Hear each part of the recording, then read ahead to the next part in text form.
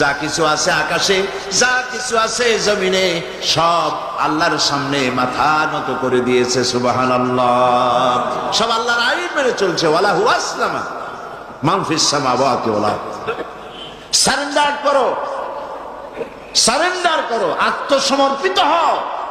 মুমিনদের কাছে আল্লাহ পাকের এটাই হচ্ছে হুকুম, অর্ডার।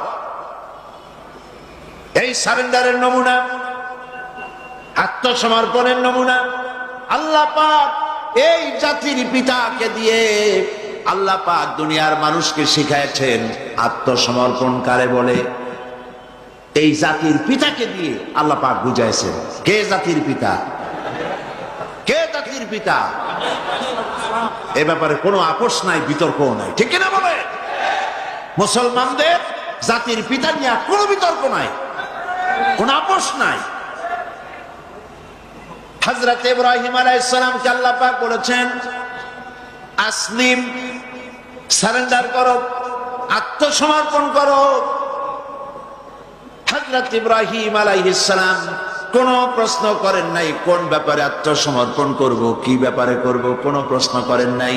হযরত ইব্রাহিম তার রবের পক্ষ থেকে যখন বলা হয়েছে আত্মসমর্পণ করো, সারেন্ডার করো, তিনি সঙ্গে সঙ্গে জবাব দিয়েছেন